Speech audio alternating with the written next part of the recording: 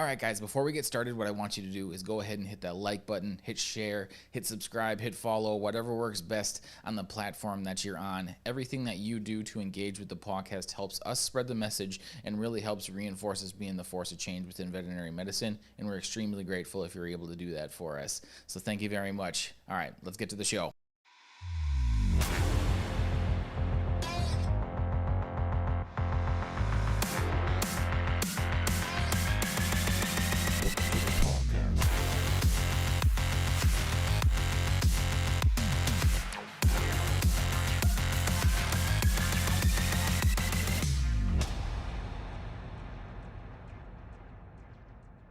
Oh my goodness, this is going to be a fun one. When I had this idea of like, you know what, Carlo's going to be on like 7 to 10 days in a row. Yeah. In between this long run.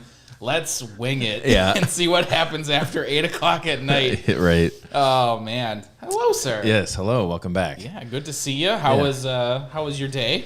It was good. Good enough anyways. Yeah.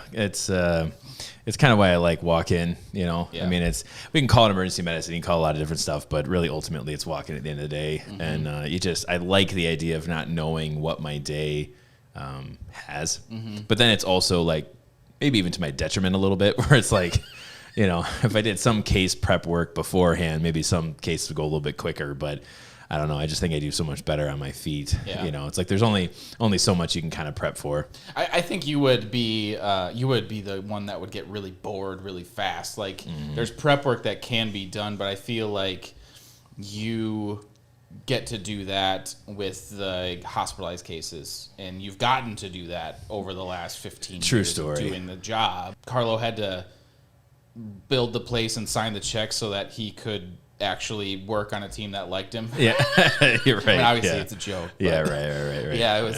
Caitlin was saying something. I think it was when you were walking to the break room, just making some snarky comment. And it's like, yeah, that's why he signs the checks. You got to just hang on to it. Yeah, so and to show up late to work, but. Which is now becoming like a thing. The Riolo time is a thing that apparently everyone gets to live on now. Yeah. So Rebecca is here, and I'm sure we'll get her in here probably in the next couple weeks. But she showed up like 10 minutes early, and I'm like, she already doesn't fit in. Right. Yeah, so, if you don't show up to your first day late, you know. I should have asked Annie if she was late to onboarding or not. But no, I'm sure they're all very prompt. I'm sure. Yeah. Kind of a little bit off the cuff. We had a couple different ideas for this podcast on some stuff. So we're gonna have Bree in here at some point before she leaves next week as well, to talk about kind of her perspective on what she learned in her education as well as in practice, and how that compares to PAW, and just kind of getting that like super naive, just like look in. The fresh eyes. But today I'm gonna do something similar to what we did in episode 21, which was titled The Unicorn Practice, and it was brought on by my first exposure to like literally anything in the industry that was outside of PAW, besides just being a client at other practices. And how essentially I was kind of disappointed, and I went back and listened to the whole thing, and what I really want to preface this is the same as the preface with the last one, is I think there's a lot of good intention, but I think overall some things were missing the boat. And the thing that brought this on for me is I stumbled across an article that was basically like 4 ways to keep your staff out of survival mode. And as soon as I saw the word survival mode, I was like, well, I have to read this because maybe I'm missing something, right? Right. And ultimately was kind of disappointed in the fact that these 4 titles are 4 different tips where the 2 were become less available and 2 were become less affordable. Yeah. So with that, my head immediately went to ununified profession, because in the article it talks about how if you are less available, somebody else will come and pick up the slack. but it's like, well, what if everyone's less available? And I think that's the issue that we have locally here. 100%. 100%. And then what that turns into is now one spot is overwhelmed because we've chosen to not say no. Yeah. And it's created a separation between, I mean, you'll know this better than me, and that's, I'll kind of shut up after this, but a separation between us and some of the referring clinics that are in our area. And maybe even between their clinics themselves, and with Katie's day practice experience, she might know more about that as too. But I'll get into it a little bit more here in a second. But I guess, am I off my rocker in thinking that because availability and affordability is right on our industry overview, like that's the fundamentals of what we do. Am I crazy for thinking that that's creating one of the key elements that is contributing to an ununified profession? Kind of take me back to the original thought pattern when you were making the overview. Because the industry overview, like you said, it does encompass a lot of different ideas into just a few basic bullet points. And that was kind of the whole idea, is if I can oversimplify what this is and then everything can be explained by everything in the industry overview, then obviously then we can start to problem solve it. Then we can start to plan it. Then we can start to, figure out solutions. But I think what, not just in the last year that I've learned, but really honestly, when we talk about an ununified profession, there's so many ways that we aren't unified. So it's in business practices, it's in cultural management, it's in clientele, handling or facing, to even marketing in some capacity. I mean, I think a lot of veterinary clinics, it's all word of mouth, and are they taking on new clients, and what does that mean? And a lot of this, when we talk about ununified profession, for me as a whole, it's that we've actually unified to tradition. So I think when I look at it, it's that, we're so comfortable with the way that things were 20 to 30 years ago, because we're talking, late 90s, and that's still what I define. I mean, because I was in high school at that time. I had graduated high school in 2000. So kind of in that like mid 90s, that's where still in my brain, I'm like, that's the Mecca. That's when we as an industry had a good control, at least my perception at the time was we had a good control over everything, because you were kind of in that middle group for, or at least to say not even middle group, but like transitioning human animal bond. Because at that time, the statistical outlier was the fur baby. That was like, what are you even talking about? No, it's a dog. That was more of like the 90s tip mentality. And there's nothing wrong with that. It's just that's kind of what it was defined at that time, but it was growing. Right. So, and that's where I think, like I said, we're so unified on tradition. You have a lot of business owners that may have started their practices in the 70s and 80s, some in the 80s and 90s. And, of course, there have been that have bought practices or started practices thereafter, but we kind of talk about the common everyday veterinary clinic is that it's like, oh, this has been around for 30 years, and it's like, awesome, because like, again, I still stand on the shoulders of giants. Like we needed that then, but we are ununified because we are really trying to uphold this idea of tradition, but we're really not embracing, or even, I shouldn't say embracing, but I think probably acknowledging that the industry is so far beyond the business practices. And that's what has then left the void for corporate medicine, is that huge gap between, what we're trying to hold on to is this ideal practice. And it comes out of so many different things. It's like, coming out of the James Herriot books and, that culture. And, again, there's all these ideas of what, this, black bag veterinarian and just the, like can do everything, type of thing. It's like, that's for a lot of us culturally where we're at from a mentality standpoint, but it's like, it's a head in the sand type perspective, where we just really want to refuse to believe where we are at from a realistic standpoint. And that's when we look at not just our industry overview, but our creating accountability diagram. It's that establishment of reality. And So to say, we talk about the ununified profession, it's that we really aren't unifying with the times. Okay. And that to me is really saying that we're ununified. We have not established reality as an entire industry. We as an industry refuse, at least passively or actively, we refuse to really acknowledge where we're at. Okay. And that if we can establish reality, and that's why I think, why it's so, and we can talk about this with Demeline when she's here, which also, side note, I think Demeline and Caroline, Tuesdays with Demeline and Caroline, I think is a perfect hashtag. But anyway, that was kind of what, we were talking about this last week on kind of this having people into our organization as a fresh set of eyes, to really see. It's actually a huge compliment when they say, this actually just makes sense. Yeah. That to me, where it's just no, you're right. This does make sense. This is actually how it's supposed to be. So when we unify as an industry, it's that we are really shedding away a lot of the failure mindset items where it's because think about failure mindset. We're talking excuses, we're talking blame, even denial in some capacities. So if we're denying where the state of the industry is, we're, making excuses that, or we're blaming the caregivers, well, they and all these animals. And now this other thing is affecting me. Really just, it's the idea behind no, focus on solutions, focus on outcome, focus on process, focus on, how as an industry we can start to unify around, kind of this common thought of just establishing reality. Okay. Because the reality in, I was kind of say geographically, the reality in Boston versus the reality in LA versus the reality in northern Wisconsin is going to vary slightly. But I can pretty much guarantee that complaints come through the same way. Oh, yeah. At least in some regard. You're going to have some significant similarities between those markets just with the fact that we kind of just do the same thing. Yeah, right.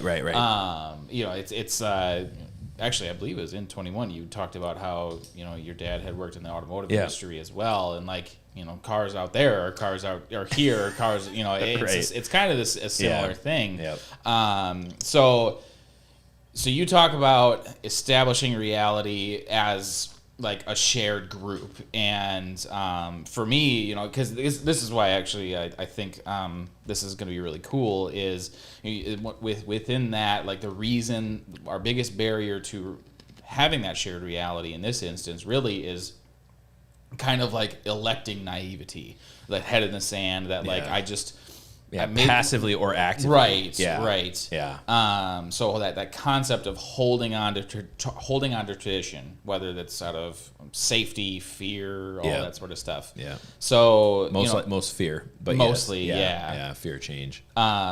Which actually goes directly kind of into the first line item here. I have the whole thing printed off, but we can pretty much just lean on headlines. It's build a new client screening process. Yeah. And to me, that is you're going to put so much work into this idea of holding on to what it is because they now have to fit my model. They have to, and there is some value in that. I get where they're coming from, because you don't want to sink all of your time into 4 people. That's not fun to do.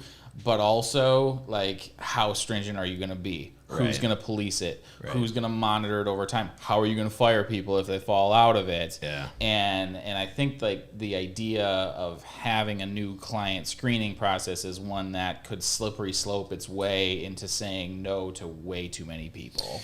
Well, and I think I instinctively just have fear about patient servitude. I think that's where I do have some concern.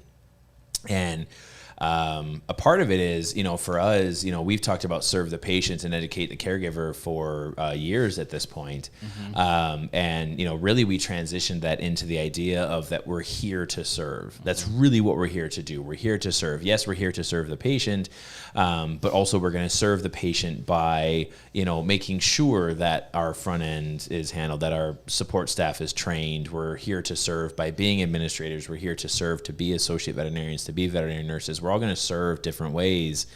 But my concern with, as we start to have a more specific client screening or caregiver screening process, is it's who's getting left by the wayside. Right. You know, and now granted, you can't have a practice that focuses on 100% of clientele. So there is a give and a take in that statement, because for us, we talk about the middle 60%. Right.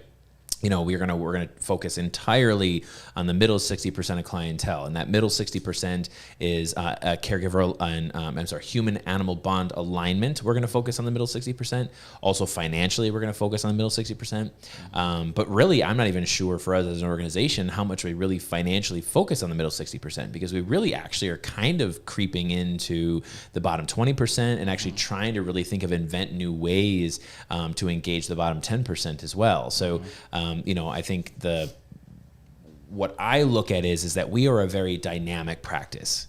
So we are constantly changing to, to market towards caregivers, or, servitude to patients or something like that.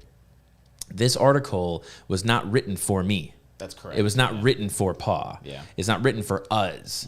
Is that it was written for a very traditional practice that's now getting overwhelmed with clientele. Yeah. So we're talking more about a day practice. Like, are we saying, all right, so is this a top bonded practice, which is such an old business model to focus on the top 20% of clientele, to then say, well, now we're even going to be a bit more strict. So what does that mean? Are we going to start to kind of drop out the bottom end of our clientele? Are we going to just exclusively focus on, now we're a top bonded practice, so we focus on the top 20% of clientele. Are we now saying the top 15, the top 10? So if you're being stricter with your standards, does that mean that you are now losing clients that you've had for 20 years because now you've become more strict on standard? And that's why, I understand where that statement is coming from.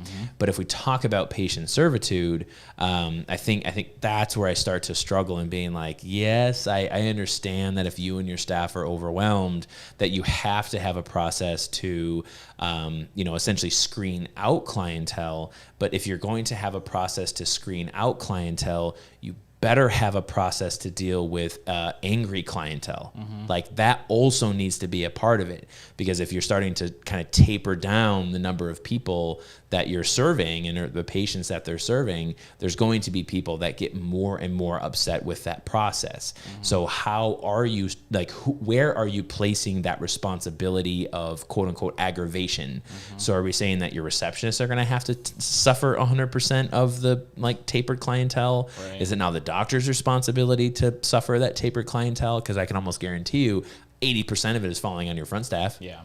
Yeah. So if we talk about, we're going to fix burnout by, by having a more strict client screening process, does that then mean that you're actually just focusing 100% of the strife onto a couple people of your team rather than distributing it evenly? And that's actually, Rebecca and I were actually just talking about this in surgery like a half hour ago, is that, when you have a client that may be identified as being more difficult, it's not really just everyone just scatters. Like, who's the one going to catch the angry one, and it can't just be the front staff every single time. So it's really more of it's really all of our responsibility as a team. And that's the whole idea of unification, is it's like we are all here. This is the policy. We are all standing behind it, and we all have the same talk path. We all have the same script. And it's not just, and again, this kind of bleeds into the client is always right thing. So it's like, if you have the front end staff who's like, well, this is what we have, and the vet's like, yeah, that's just how we have it now. Sorry. And yeah, what did they tell you up front? Because that's who I can send you to. Yeah. So that's why, like I said, when I hear about screening clientele, it's all about patient servitude. But when you talk about screening clientele, it then also comes into how are you going to handle your complaint process, and who does that responsibility fall upon? And they better be ready to, either emotionally, physically, is that, are we really helping survival mode by tapering clientele? Because again, I think you're probably going to be robbing Peter to pay Paul from an animosity standpoint. I think a part of that too is basically what you're doing is you're funneling anger down into a single point. Yep. And the thing is, it might not hit you, that hit your clinic, hit your staff that day, that month, that year. Yep. But I think the thing that will kind of that provides that cushion is if a business like us exists, because they can just be like, well, just call PAW, because they're available. Like, they will say yes, and then when your already angry, and then you bring that here, and then it just gets worse. Oh, well, we right? get that. We get that in consult where it's just like, well, my vet won't take me, so I guess I'm here now. Right. And I was like, I guess I'm here now? Right. Like, you're welcome. You're right. Right. Yeah. So, but I mean, we are pretty good about handling that type of thing. And it's not easy to do, though. No. Because from experience and working up front, as I try to switch my cameras here, there we go. Yeah, like, it's an art form to work yourself through that conversation. Sure, yeah. Because you have to be so forward about the service mindset. Yeah. And just be like understanding too. Like you have to let the person be heard, but also not give an inch on process. Correct. Like, I can understand why that's frustrating for you. Yeah. And here's how we're gonna do this. Yes. Like, you can't. There's no like compromise really. No, and you don't want to fuel that fire either. Right. You know, like if we were in the business of stealing clients, which we aren't, because first of all, you can't steal clients because no one owns clients. It's a free market. Anyone can go where they want, whenever they want. If they feel like they're being served better in one place versus another, nobody owns anything. But we're also not in the business to then trash those, veterinarians or veterinary clinics that do have a tapered appointment schedule. Right. So if they are becoming less available and they have that screening process, they say, well, my vet couldn't even see me today. And I'm just like, well, I said it is a difficult time for a lot of us, and I often say, and this actually, Katie, she reminds me of this all the time. It's like they're allowed to have a life. Like they're allowed to have a life, and I think that's where, part of where this article came from is how to get in survival mode and become less available. It kind of leans into that. So, to have a more strict client screening process, and then fall on our doorstep, it's not going to be like, they should be open 24 hours like us, because that's a fucking easy job. It's definitely not an easy job. Right. So yeah, there is tact. Yeah. There is tact.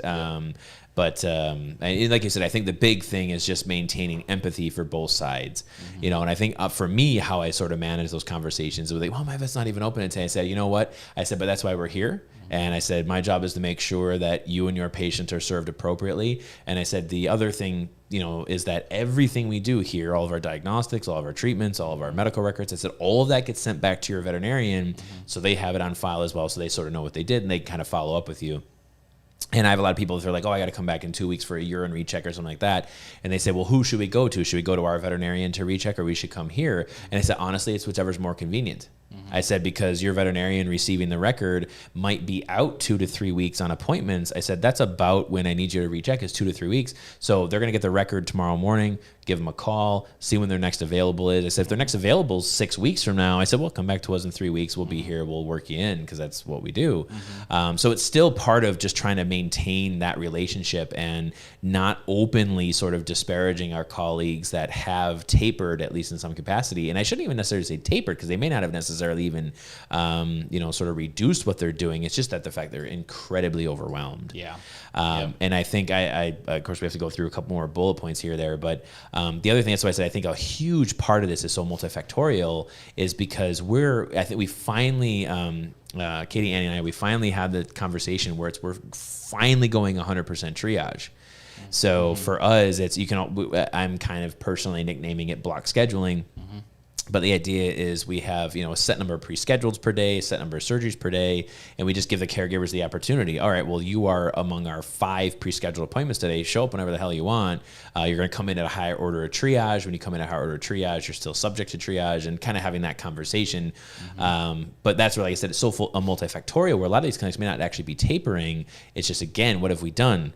We have unified on tradition. So it's the sort of resistance to break this schedule where I have 20-minute appointments and I'm booked all day, and then I got the drop-offs and the walk-ins and the fill-ins, and I'll deal with those when I'm doing this, and I'm not going to get a lunch, and when I'm going to do the surgery, and blah, blah, blah, blah. And actually, Rebecca even asked me today, she's like, all right, so if you guys are triage-based clinics, she's like, how are you supposed to do your surgeries? When are you supposed to do spays? When are you supposed to do, we just got done with an amputation, when are we supposed to do this? And it's like, well, these hospitalized patients carry the highest order of triage. So if we have an animal that we got to take a leg off, like, it's going to carry a little bit of priority over a patient who might have an ear infection, and that's, again, sort of the facing of the front staff to say, well, it's their job to sort of make sure they're communicating with caregivers as they come through, and just know your patient will be served.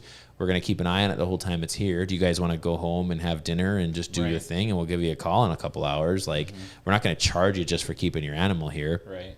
So again, it's kind of this unification to tradition and saying, like, all right, well, how are we actually managing these appointments? How can we actually deal with this overflow? And that's where, when it comes to kind of having an increased screening process of your clientele, it's like, well, are you screening them through appointments? And there's a lot of different ways to do it, but. Yeah, and that actually, so you talk about being overwhelmed and all that, and that actually goes right into the second line item, which is to implement work volume controls. Yep. So a part of that is, maintaining some semblance of that appointment-based, 20-minute roll or whatever people do in terms of. Do me again. What does it say? Like the line specifically? Implement work volume controls. Okay, gotcha. Yep. Which we don't have. We definitely do not have that. We are the opposite of that. Yes, and we can even we'll probably talk much more accurately about the pitfalls of not having that. Sure. But when we started this, what I wrote down is, who are we here to serve, right? And it's like, as much as it sucks that you got to bite the bullet on some of these days, and for us, some of these 6 months, that's where my head continues to go. But to kind of go along with this, he also did mention about having a specific booking system for like same day appointments. So at least having an open window for that. Yeah. But also having caps, because there is inevitability of walk-ins and all that sort of stuff, but still like having like this hard number of like, we don't go above this. And to me, like, that is such a hard thing to wrap my head around. We have a emergency clinic, a stone's throw throw away from here, who's kind of doing that concept. To do that now? Yeah, they're starting to taper the number of emergencies that they'll see in a night. Yeah. I think that there is some importance to knowing your limitations. Yes. And again, the whole point of this article is, how do you get out of survival mode or prevent survival mode? So again, I think there is some merit to it. What I would legitimately challenge anybody who manages or owns or operates a traditional practice, a 9 to 5, is pick one day a week. Do your half day Saturdays. Do your late nights Wednesdays, or whatever it is. But I would challenge you guys to take a triage-based approach to those appointments. And that's the thing, because we have to remember, like, how do you transition? Can you just throw the, Frankenstein switch and just go from appointment-based to triage-based? No, you can't. No. But I would challenge a lot of clinics to be like, all right, that one late day a week, or, on weekends or what have you, throw out your traditional appointment-based practice. And once we get into having our education portal live, we're going to have a lot more stuff on teaching triage and teaching how that works. And I would really challenge a lot of clinics to try and embrace that model, because you will have, you might have some clients that are a little perturbed about not having their 10 appointment, and you're late to that. They're already pissed off because you have 10 drop-offs anyway. Right. But that, to kind of cap volume, that's what we were kind of talking about. We're going to have this many surgeries per day, this many pre-scheduled appointments. But that is still in the world of triage. We're only going to guarantee, 10 level 3 triage pre-schedules. We're going to have this many wellness surgeries. And what that allows for is then the other stuff to also incorporate in. That's like, all right, well, I really think that we can handle like 6 surgeries today. So I'm going to do 3 generals, and I'm going to have 3 gaps. So it's whatever happens in that day. Laceration repairs. Up here we get a lot of porcupine patients. Funny enough, in Arizona they get a lot of cactus. That one I learned about recently. So I can see that. Yeah, they're less mobile than the actual porcupines are, though. Yes, so it seems like they just need to open their eyes a little bit. Yeah. Shout out to an old friend, Alexa. She told me that that's what they kind of deal with down there. And I'm like, oh my God, can you send me a cactus barb? She's like, only if you send me a quill, because like everyone down there is like, what? But anyway, so So yeah, like I said, I think the I just capping blocks, but from my background, and I will just freely admit I am just a hardcore capitalist at heart. There is a lot of color on this statement, but I just have such a hard time understanding capping work when there's so much business to be made. So there's so many people that are calling every day. Yeah. There's so many people that need service, and the idea of just putting this hard number on it, there is value in it, in not just completely drowning out your people, because let's also identify the fact that there is a shortage of staff across in general, especially when you get outside of metro markets. Yeah. So that is a reality. Well, let's kind of play with that idea a little bit, though. So we talk about ununified industry, right? Mm-hmm. So one of the things that works for us, and again, we have, who was I talking to? I was actually talking about one of our caregivers, Dan, is he and I were actually just talking about today, is that, actually it was for a wellness consult, we actually got on this, but it's fine, you want people who want a career. You don't want people who want a job. That's true. Yeah. So when we talk about a unified industry, we really need career-based people, focused on sort of this end goal. Mm-hmm. And it is absolutely, I am of the position that if we can fix the challenges that I've outlined in the industry overview, with, again, antiquated business practices, at-risk households is a really big one, but we really start to focus on the overpopulation issue that Bob Barker's been telling us about since the 80s. Yeah, where I was going to say. It's been a long my time. Experience is 80s, because that's when I was at home sick from school. But really saying all right, that we know that this has been an issue, and so all of us are surprised, oh, look at everyone has more animals now, and they're talking about the COVID boom, where it's everyone's been home and they got more cats and more dogs, and it's that wouldn't have happened if we controlled animal population about 25 years ago. So I think with it being kind of a multifactorial problem, is that for me, it's if you have people that are thinking about it more as a career, they're going to fight. And they're going to pull the long hours. They're going to work the long hours because they know what you're doing is virtuous. And that's for us. Again, we're here to serve. And eventually what's end up happening is, and again, we're the perfect example of the more money that comes into the practices through patient servitude allows you to afford more items, more assets. And for us, assets are always people. People are the greatest asset of any practice. You know what depreciates? Physical items. Oh, yeah. The building depreciates, your equipment depreciates, everything else you invest in gets worse with time. The one thing you can guarantee that gets better with time, people. So as long as you invest in people, the business will always succeed. The business will always grow. So if we're saying that there's a mechanism where we should see less people and serve less patients, what we're essentially doing is saying, guess what? Everyone here has a job.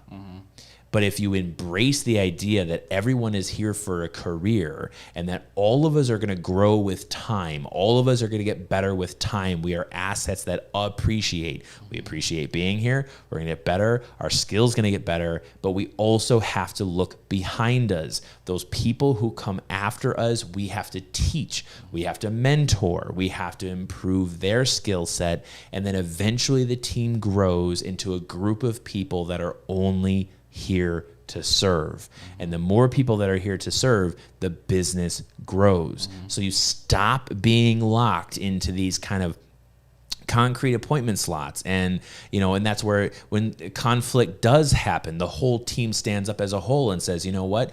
We are here to serve. We are here to do this job together. And you can't talk to this person this way. And when they get talked to like that, you know what? I think you've done a fantastic job today because we are here and we are serving patients. The whole mentality changes. And that's why when we talk about kind of, capping the appointment schedule, again, I think that it's a safety mechanism. I think that it's reactive. But if we look at it saying, if you focus on building people's careers, it stops becoming a variable. Dr. Lauren's a perfect example. She doesn't care about wait times because she knows that we are here to serve. Yeah. Oh, she's the example. Yeah.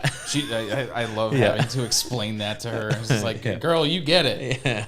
The other thing with this, and it goes into the next one, and the next one is the title is remodeling your service. It's not necessarily about your physical space. It's more about niching down.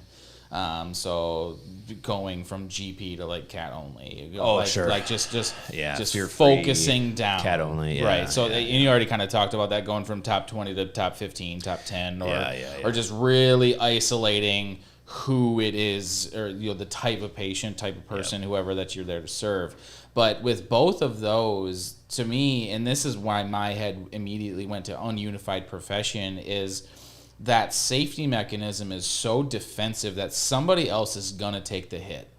And what happened, and maybe I'm super protective of the people that work here. Yeah. Maybe that's what's going on in my head. But it's like, to me, it's like, no, if everybody just said yes a little bit more, nobody would feel like they're gonna, like nobody's gonna have to feel like they're just gonna get shit on at the walk-in urgent care emergency practice every single day for 9 months out of the year. Yeah. If everyone just said a little bit more. Like, just take it on. Like, unify as a profession and say, you know what, we are, in fact, all here to serve. And if those people who have the resources and the team to handle true emergencies, if they're overwhelmed, and I send the ear infection over there, now I did a disservice to that patient because I probably could have done it. Fair point. I did a disservice to my practice because I said no, to building that relationship, building, gathering revenue. Yeah. That's an important element. And also to the other people that are at the ER, because now they have to make somebody wait 7 hours, and that person's just not going to be happy, flat out. Like, as much as I've seen it happen where people are very, very patient, and I'm super appreciative when they are, you get that wait time about 4 hours, the wire starts to run thin. Yeah. So with both of those things, like, to me, it's just about, like, just to have that perspective a little bit about, like, if we all share this workload, if we all can say a little bit more and say, you know what, I here want to work a little bit harder for that person at that practice and that person at that practice and so on and so forth, none of us are going to be nearly as overwhelmed. We'll just take, if we all eat 5%, we can all chew the 100% down way faster. Yeah. And so, but again, let's think about the traditional practice mindset, right? Mm-hmm. Is that if in the old days, quote unquote, but the idea was everyone was actually scrapping for a very small percentage of clientele. Yeah. So when it was large animal medicine, I mean, that's what the industry was. It was farm vets, and then it started to transition more into small animal, and then we started to get more money into diagnostic development and therapeutic development and so on and so forth. And as the small animal profession started to grow, and a lot of these breakaway veterinarians were like, I'm going to be the statistical outlier and just having a cat and dog practice. Everyone's like, well, that's a dumb idea. What are you going to do with the cows? Right. So again, that was sort of that transition period at that time, is everyone really was scrapping for a very small amount of clientele. Mm-hmm. So that's why, like I said, for me, I really kind of embrace this idea that nobody owns anyone. People choose to go where they are served the best. Mm-hmm. For us to look at the industry as a whole and be like, no, there really is a substantial amount of business for everyone. Mm-hmm. And that if we can unify as a profession, we no longer have to think about competitors. No, not at all. For us, like, and that's the thing for me, like, I don't actually think any of the 52 different practices that refer to us, I don't actually view any of those as competitors. Mm-hmm. Because there is so much business. Mm-hmm. It's like, no, we're just kind of doing this one thing and you're kind of doing your thing. Mm-hmm. So again, it's more of saying, like, no, if we kind of break that traditional mentality and be like, no, let's stop unifying around the idea of my clients and unify around the idea of what? Community medicine, herd health, the population as a whole, where it's like, this is just service to be had. That's where, again, like you said, we're going to start to look out for one another rather than being like, oh, this person's, one zip code over and I got to drop my spay prices by $10 so I can compete with them. I'm going to lose these clients. It's like, no, there is literally so much business to be had. And that's why I'm so sort of enthusiastic about engaging that younger generation of veterinarian to consider just the crazy idea of being entrepreneurs, because it's like, no, we really have a dramatic opportunity, but if we can unify around the strength of the individually sort of independently owned practitioner, this one clinic that is owned by one or two vets, the clinic that is owned locally, where we have local influence, where our local dollars stay local, the profit we have within the practice stays local.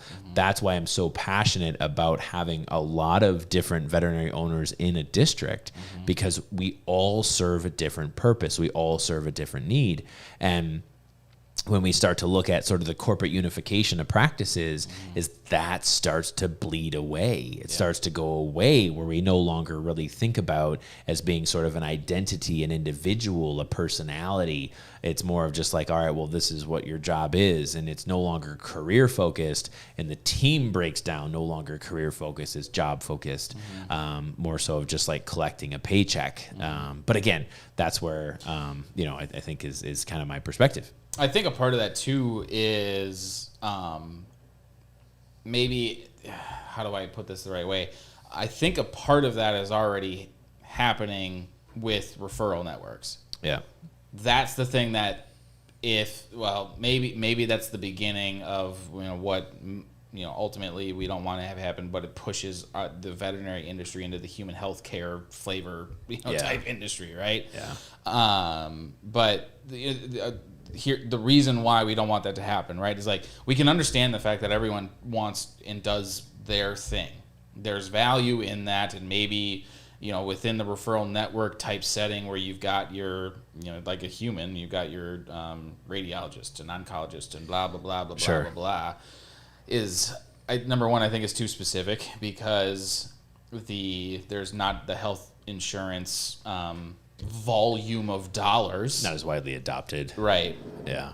But there's also maybe as bond spectrum shifts culturally over time, maybe that'll shift, but there's less of a propensity to spend an absorbent amount of money on animals, which is fair. Everyone does whatever they want to do. So if you take those two variables, then you say, okay, well, now we're trying to fit a square peg into a round hole. And we're trying to make something that's similar to the human healthcare system with variables that don't really let us. So that means we have to conglomerate, because now we need to be able to scale this, and we need to isolate down our overhead in people and buildings and all that sort of stuff. I should say non-clinical people. Yeah. Well, and we used to talk a lot about scalability. Yeah. That was actually when you were on the strategic planning side. It was just that. It wasn't, okay, again, we say it all the time, is this a PAW problem or is it an industry problem? But it was really more of like, they're kind of the same. But eventually it was going to bleed into being like, all right, cool, Riolo, you got a staff of, 20 people, like stop trying to fix the world with 20 people.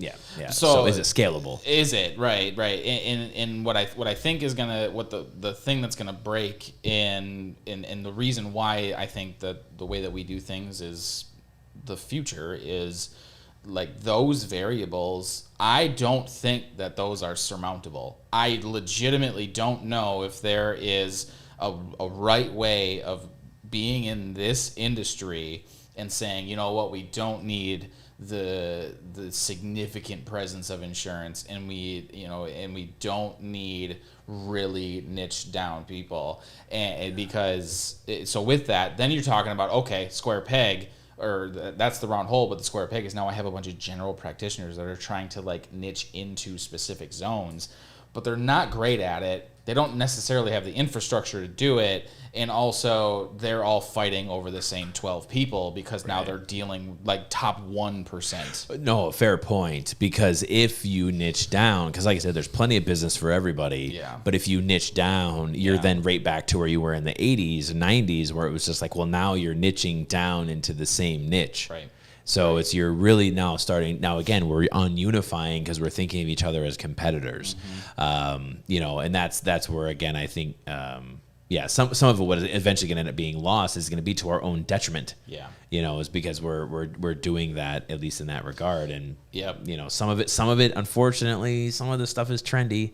You know, is it's, you know, and again, I'm not going to speak ill of feline practices. I'm not going to speak ill of fear free. I'm not going to speak ill of a lot of those different things. But again, it's that idea of the more you taper. I mean, I think it's the idea of the perception of value. So what is the perception of value? Some people, I get clinics in the area that are substantially more expensive than we are. And people are still convinced that because these clinics are more expensive that they have received more prestigious care. And I'll kind of review the cases and I'm like, oh my God, you paid how much for what? You know, and it's, and I don't say that to them, you know, but it's the perception of value. And that's where, again, when you niche down, I think that's what ultimately ends up happening. But it doesn't necessarily mean an improvement of service. It doesn't mean that your patient care is actually getting any better. But there is kind of that toss up. Yeah, supply demand. So we talk about quantity and quality. So if you drop your quantity, your quality goes up. So again, I think that there is merit to tapering the number of, you know, clients and patients that you see. But like you said, it is kind of passing the buck a little bit. And that's where then, of course, for us in our triage model, that's really what our responsibility is. It's not for us to taper our clientele. It's like, all right, cool, they're here and they need help. They need us to help them for whatever variables they have in their life.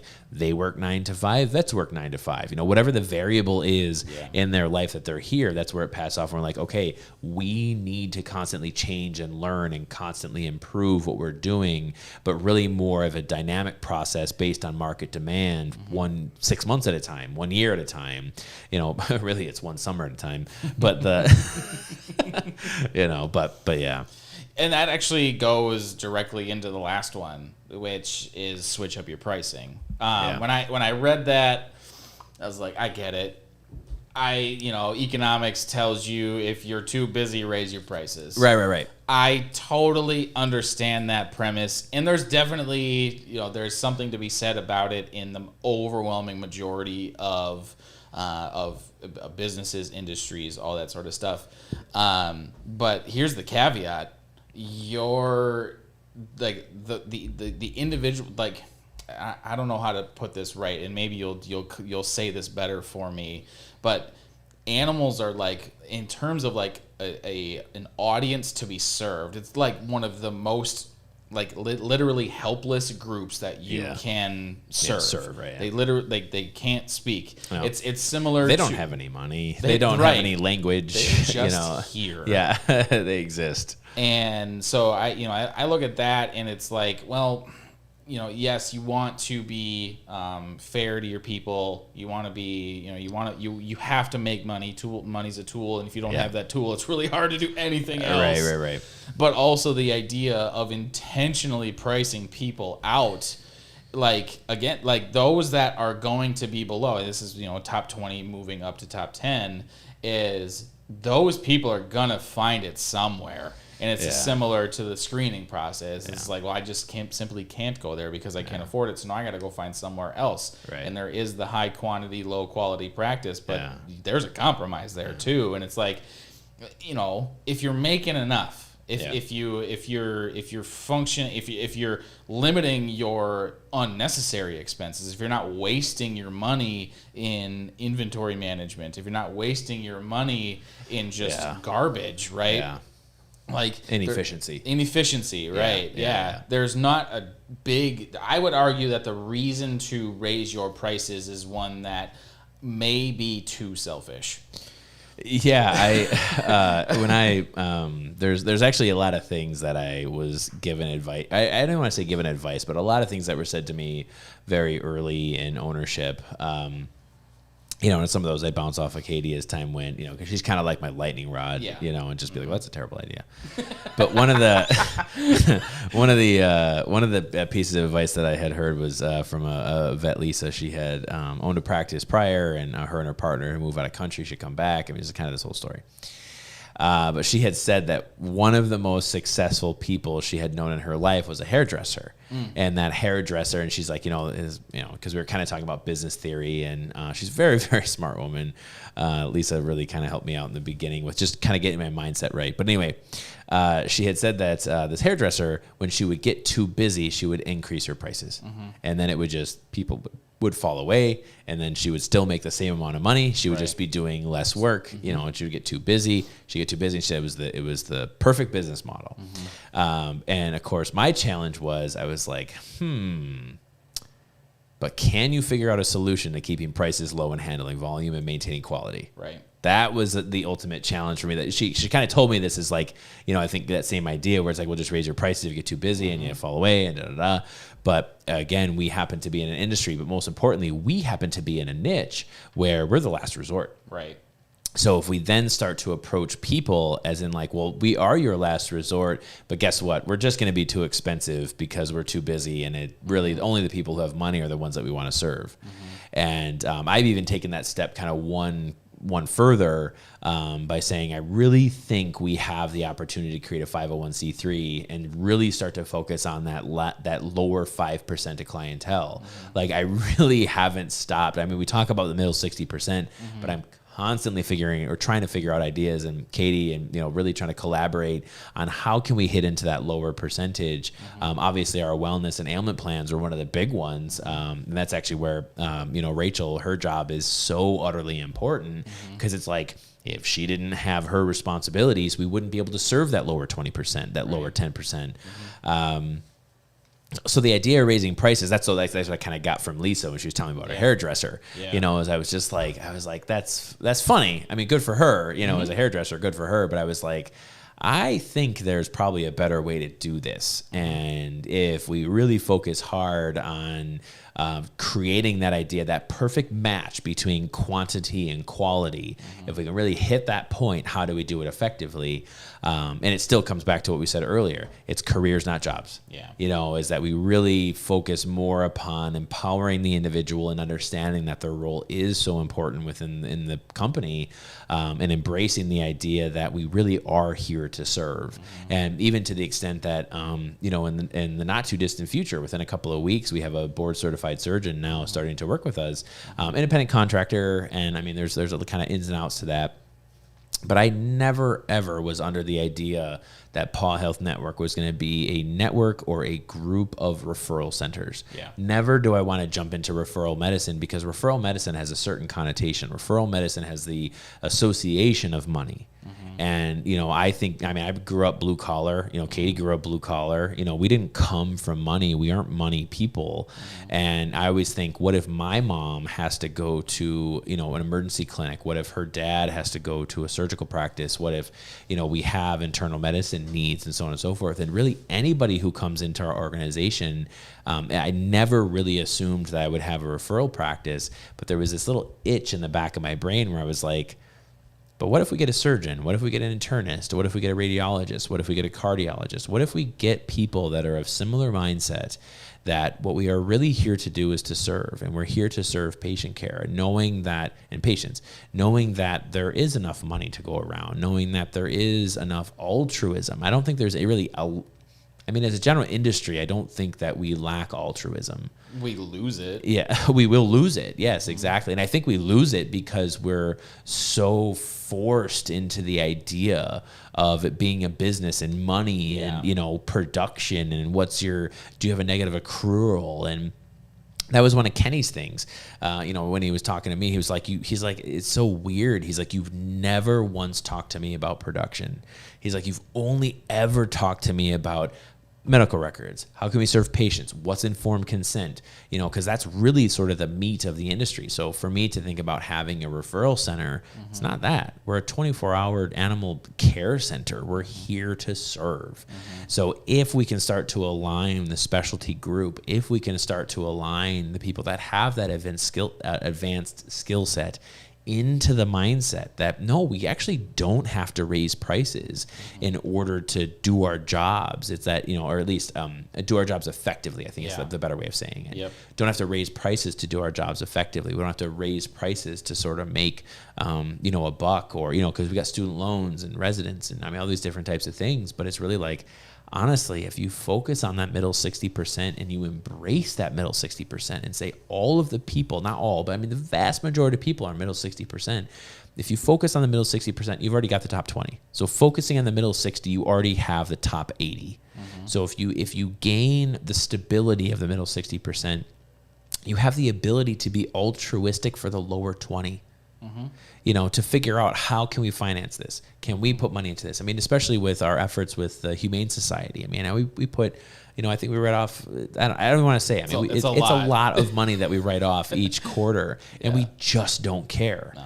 Because honestly, we are so, really focused on listen, and I know they would figure it out. I'm not saying we're the savior to the Humane Society, but the reality is we really make that relationship so much more robust because we really don't care if we lose through them, and then same thing with a lot of our clientele. Everyone's like, well, if Carlo's working, we're going to do a lot of payment arrangements, and it's like, well, it's true. It's true. Number one. Grant gets so mad at me, but again, it's the idea. I know I kind of went off on a tangent, but it's this idea of raising prices. I think you have a certain responsibility as a business owner to follow price increases per year and make sure everyone's, benefits and make sure everyone's paid well. So I think that there is a general need and desire and need to increase prices each year. But that's out of the sake of responsibility. Correct. Yeah. But it's not to taper off clientele. Right. So, I feel like that was a lot to unpack. That was a lot. Yeah. That was a lot. I think the way that I want to unpack it is to actually wrap it into a different thing, because I want to see where your head goes on this one, because read this article, did some thinking, grabbed the oh my god, I love the infinite game. Grabbed the infinite game. Yeah. Kind of thumbed my way through it a little bit, and there's a lot of stuff in there that I thought about referencing and going to, but when I read all of this, actually where my head went most often was at are you familiar with John Nash? He was the guy that Russell Crowe played in A Beautiful Mind. Oh. He was an economist. Sure. Are you familiar with any of his work at all? No.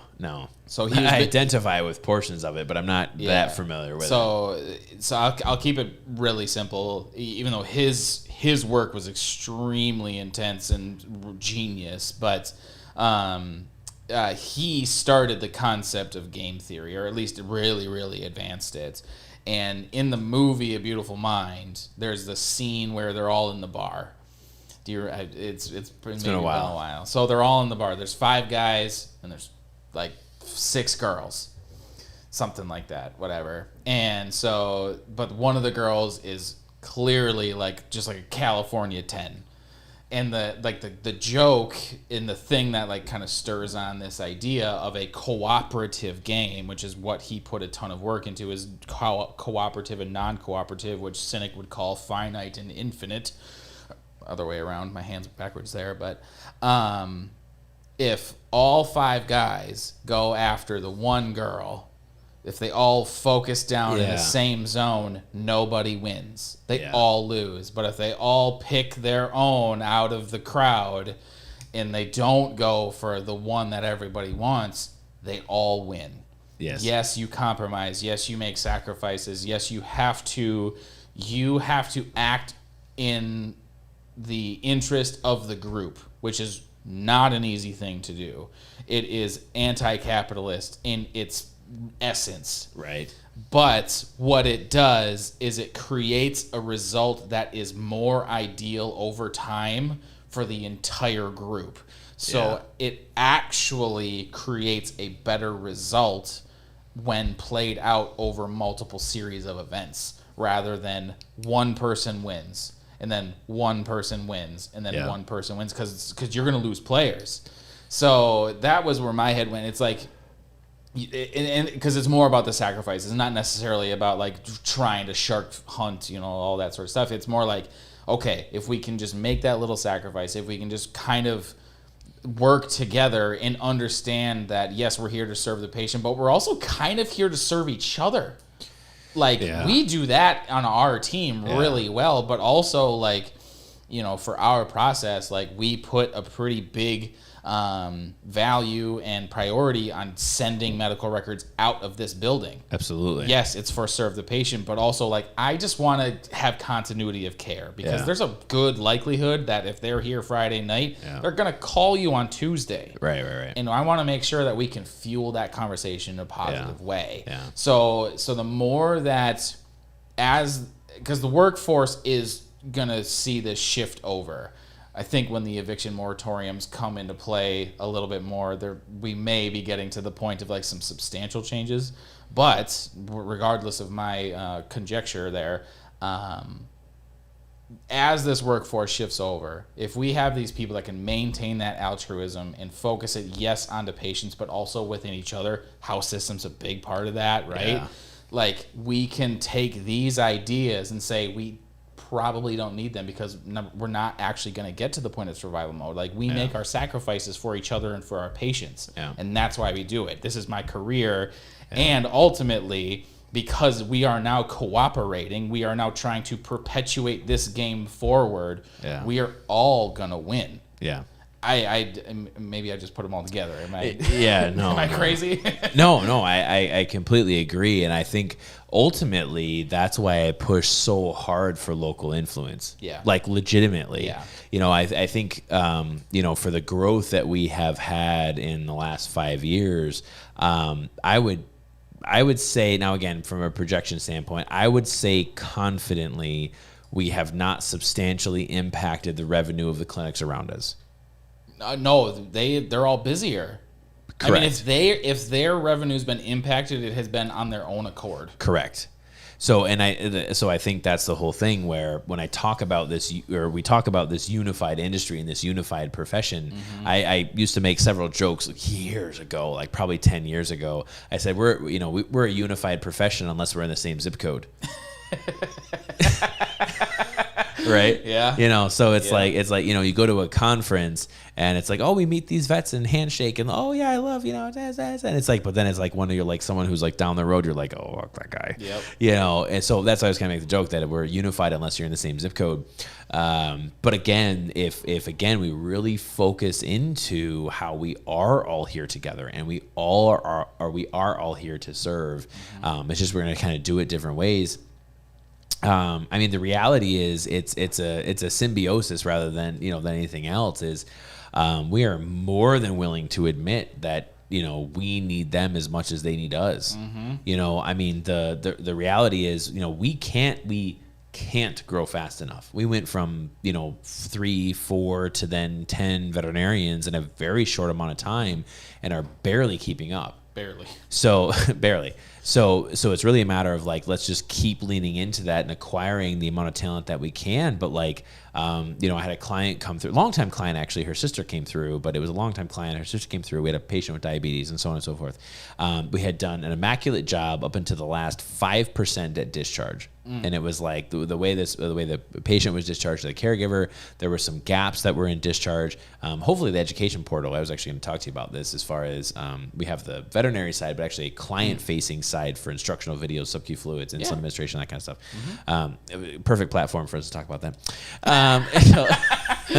But as she was kind of having her Festivus, the airing of grievances, is that it was like, actually the way she was talking, it was like, no, I am glad that actually the area veterinarians had contacted you regarding some of the gaps that we had, only because the level of competency that we have in some of these items, not to say it's any more or less, but sometimes like we don't effectively know how to communicate that and collaborate and the accountability associated with it. And then it's as we go through the accountability process, the individual who discharged, your feedback would provide us the opportunity to educate them on how to, discharge patients in the future. So we have a really strong internal mechanism of making sure that all of our staff is accountable, but also putting it in a educational mindset or a growth mindset rather than reprimand, because it's like, well, yeah, we missed in the last 5%, but the animal's alive because of us. So it's getting that feedback and saying, no, it is a symbiosis. Like, we need you as much as you need us. We're gonna see 50 sick animals a day, and so we're going to have that experience on really rapid disease detection. One of my close friends and long clients, Chris Stroik, he's my personal trainer as well, it was like the same thing. It's like, I went to a vet, 3 different times over a 3 to 4 week time period. He's like, you got the diagnosis in less than 30 minutes.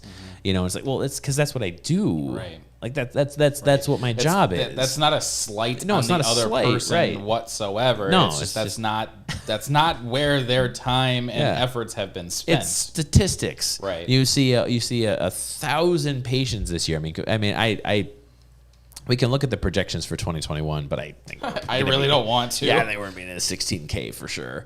In terms of total patients. Yeah, total patients. Yeah, for sure. Yeah. So for us, it's 16K broken out over 10. Yeah. Really that's 1.6 per vet. And working a 40-hour work week, you're just gonna hit the volume to have this early disease recognition. And it's not to slight anyone else. It's literally just a numbers game. So as soon as we start to think that just because we're faster at a diagnosis or faster disease management, we're not actually better than anyone. We've just had that experience. And that's why actually Rebecca and I were kind of talking today while I was in surgery, it's like, I kind of were amputating this patient. I think there was probably some mismanagement early on, but it's because we, hundreds of fractures per year that we manage, so we've had that opportunity. So if you need, 1,000 fracture patients before you're going to be competent in it, we're going to get that in a year. You're going to get that in 5. Right. So it's like I said, it's both sides of the same coin. We just kind of have a different purpose, or not a different purpose. I'm sorry, a different part of a responsibility, to patient care. I was actually, when I was driving to the clinic today, I mentally did the math of like, what is the 10,000 hours thing? Like, how long does that actually take? 10,000 hours before you're a specialist. That's 5 years. At 40 hours a week. 40 hours a week. Yes. And I was like, oh, that's a long time. Yeah. So, and I think that shines a light on kind of what you're saying. Yeah, and that was Demaline. We were kind of talking here this last week, and she was like, 1 to 3 years, 3 to 5 years, or whatever. I was like, if you work at PAW Health Network for 3 years, you're going to be an entirely different human being, and that's actually why I love, it's official, high five. Lauren, Christina, and Rhiannon are finally no longer new grads. Nice. We finally hit that mark live on air. It's all right, girls. It's time to be mentors. But I think it was Demaline. Actually, I think Demaline and Rebecca and I, we were out to dinner. I don't remember what it was, but we were talking about. It's always this idea of how these other people are the Mecca. You're a kindergartner and the 6th graders are the Mecca. Yep. You're a 7th grader and the seniors are the Mecca. Yep. You're in veterinary school or veterinary nursing school and it's like, oh, you're a 3rd year? Oh, you're the Mecca. So it's like this idea that somehow based in age and time that we are somehow better than one another. And that's why I try to intentionally humble myself all the time to everyone all the time. I've been doing this since 2006. I've been doing it for 15 years. I am not better than anyone. I've just had more time to do it. Right. And so, that was kind of the conversation that, we had. Yeah. So I actually have a really funny story about that. That is completely non-professional. It's not terrible, but I've had the same observation, but I've never taken it seriously after, I think it was 7th grade. Yeah. So riding the bus. Yep. I grew up where you live now, which those are some long bus rides. And, my kids know. So kindergarten, 1st grade, right? They force you to sit in the front because you're a little kid and they got to keep an eye on you and make sure you're not hopping around, but also that you're not back by the big kids. Right. Right. And I remember as a child thinking one day I'm going to get to the back of the bus. Yep. And one day in like 7th grade, I was in the back of the bus and I saw one of the kids get off and I was like, this is dumb. Like, yes. I'm just being a jackass right Yes. now. And like, Yes. there's no pedestal here. No. There's no reason for me to think that Yeah. I'm better or worse than that person and they're better or worse than Yes. me. And what I think that has translated into, and you know, it is what it is. Like, I've been called more mature than my age, you know, pretty much since then. But Excluding the appearance of baldness. there is a value in being bald when you're 25 years old if you're trying to portray yourself as mature. Older, right. But what that turned into was, you know, I can have a conversation with anybody at any age, pretty much about anything. Yeah. I'm Yeah. curious, you know, that sort of stuff. And I can respect experience and all that, but also I'm not necessarily intimidated. And I think that's kind of the big thing is like, if you're, no matter what your position is in life, if you see somebody that's more experienced than you, just take that as an opportunity to accelerate your path a little bit extra. Yes. Because they're going to know more than you. And if they can make you not run into that obstacle, awesome. Yeah. But also, like, they shouldn't just be swinging whatever weight that they think they have because they actually don't have any. No, yeah, and that was actually there's, you know, whenever I talk to people, I always listen to how they speak under their voice. Yeah. You know, and that was actually a demo line we were going through. I think it was like CRI calculations or it was something like that. And she's like, well, you just go through it so fast. And I'm like, I swear to you, like, don't think that I think you are less intelligent because you don't know what I'm saying the first time that I say it. I am here to be a mentor. I am here to help, and I will explain this 17 different ways until you actually know what I'm saying, and I don't give a shit. Like, I don't care. And again, part of that comes off of the asterisks of like me really doing things very against the grain, you know? So it's like, you know, when I go through the CRI calculations, they're like, that makes actually a lot more sense than the way I learned it. I'm like, yeah, I know I get that a lot, you know, but it's, you know, but again, so, you know, a part of that is that I've, not that I want to devalue myself or devalue sort of the, you know, competency that I have or what I can sort of bring and add to the team, but it's that you're exactly right. It's the back of the bus, you know, where and that's actually why I had such a hard time in veterinary school is because I innately did not have a hierarchical mentality. Like, I looked at these people who are viewed as icons in their industry, as specialists, as educators, as whatever it is. And it's like, how long have you been doing this? Okay, cool. Because I've been doing it that many, like 0 years minus school. So I actually haven't been doing it at all. But actually, we're all doing the same thing. I'm just walking on the same stepping stones that you walked through that many years ago, but there actually isn't anything different between you and I. It didn't always pan out for me. But that's the whole idea of PAW Health is that our biggest responsibility is to train those who come after us, as we are just sort of stewards to the industry.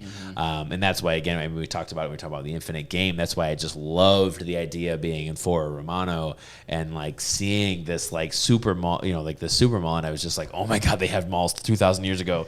Like, oh my God, the whole world makes sense that everyone's just running around with the same nonsense all the time.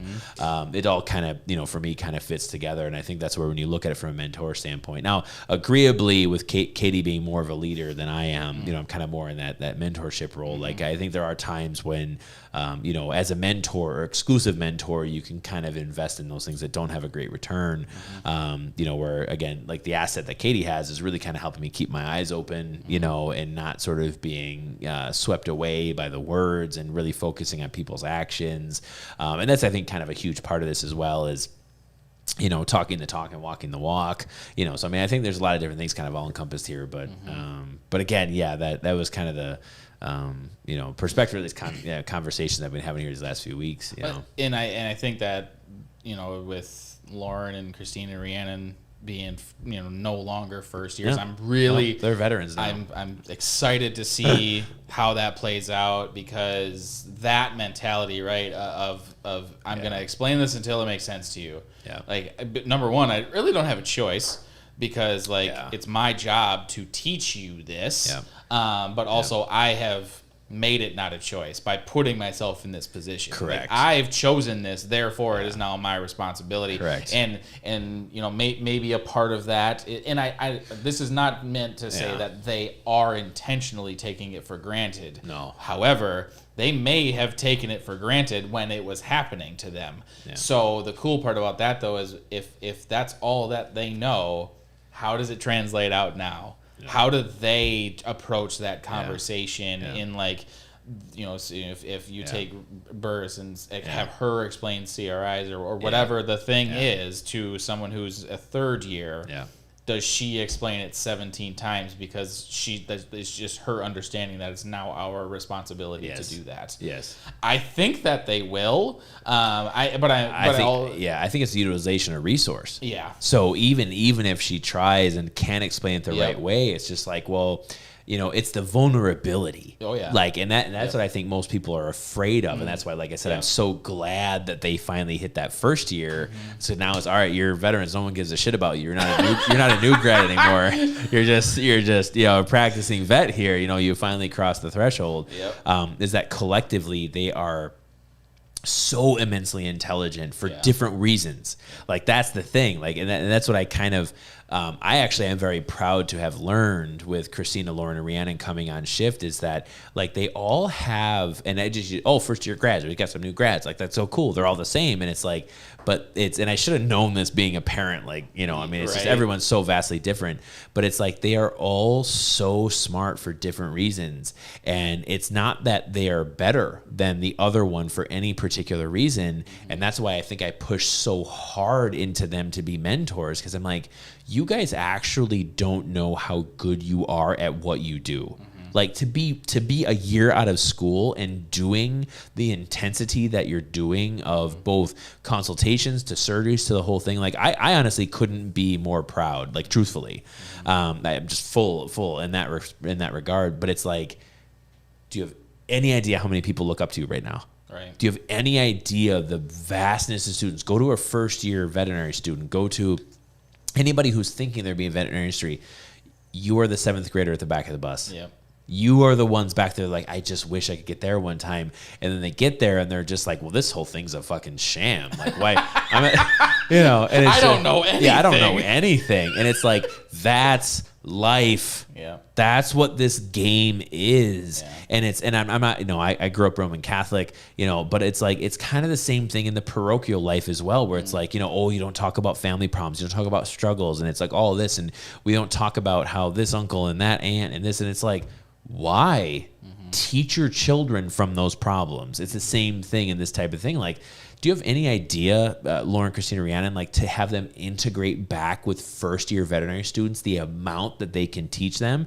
It's better than what I can teach them. Yeah. I've been out 15 years. Yeah. I don't know what the curriculum is from an experience standpoint because I was there 15 years ago. I can make play. I can be like, oh yeah, it's hard. Second year sucks. Yeah. Okay, fine. You know, clinics, emotion, you know, but really it's like, you know, a lot of the clinicians that I knew then aren't even there anymore, you know, so I don't really know the players anymore. And that's why, like I said, it's for me, it's, and this is part of the conversations that I was having with, Michigan State and the dean and so on and so forth, is it's like, we need so much more young talent infusing into this industry, understanding that their competency and their confidence is substantially higher than those who come after them. And they need to pass that along to the people who come, because as an industry, if we can stand up and recognize the worth that we have, the individuals that we are, we can control the future of this industry. We can control the entire industry if we just recognize that we are here to serve. We have one purpose, and all of us, I don't care if you own a different practice in the same zip code. I don't care if you're on the other side of the country. I don't care if you're a first year grad. I don't care if you're a 3-month grad. You can teach someone something. Even if you don't think you're good at it, you can. And that comes from someone who is a self-proclaimed imbecile. So it's, again, you know, as a whole, I really want to focus and have the industry understand that we are among the most powerful individuals to impact those who come after us. that is how we move into the future. That is how we unify as an industry. We come together to understand that we can teach, we can educate caregivers, we can serve patients, and we can serve those people who come after us. That is our career. I love it. I love it. I have like other things that I could go to, but I can't end a podcast any better than that. Yes. Yeah. So, yeah, I mean, every time that I dip my nose out into the industry, it's always just like, I know I'm jaded a little bit, and you know, I'm super critical and probably overreading into stuff, but a part of that too is, you know, maybe being overcritical sometimes generates pretty good ideas and all that sort of stuff. Sure. And really just wanted to focus on that concept of just that cooperative game. Just we're all, if we all have that understanding that we're here to serve, we're here for the same purpose, that means that we can sacrifice for each other. Yeah. Because we're no longer fighting over whatever it is that you're trying to acquire and what I'm trying to acquire, because there's plenty to go around. Yep. So now let's just work together. Big part of that's in education. That's really, like, to me, that's the thing that they can control the most, because we've all been through it. So if you have it, like, that's the thing you can give away. And the more you do that, the more we can cooperate. And you know, even if it means that we're making small sacrifices in the way in which we run our practices, or, you know, have our days and all that sort of stuff, ultimately taking that control, giving, you know, doing it, whatever it is that we can to make this industry better as a whole, the more that all of us are going to win. Absolutely. So that was pretty good. That's pretty good. For being the fact that it is like 10 o'clock at night. Or How did we do? Was that like 90 minutes? that was night. Well, where I saw a clock on here, but now I lost track of it. How did we do with roughly our 90. followers? Not a lot. So we that's you know, fine. one of the interesting experiments about podcasting is figuring out the right times to do Oh, it's things. terrible time. Terrible time. It's terrible time. You know, I figured at some point somebody might throw on mix a cocktail and just throw us on YouTube and just listen to it. Yeah, just But, do a stream direct to TV. Yeah, you know, like, you know, we got one. Remy's watching. Yes. So, you know what, yes. Remy? We're glad you're here. Yes, honestly. Thank you. Yes. I guess with that, we can call tonight a night, and you know, and if you want to take us out, Carlo, we'll head our way into Saturday. Okay. All right, guys. All right. Thanks again for coming for another live PAWCast here today. We'll catch you guys next time.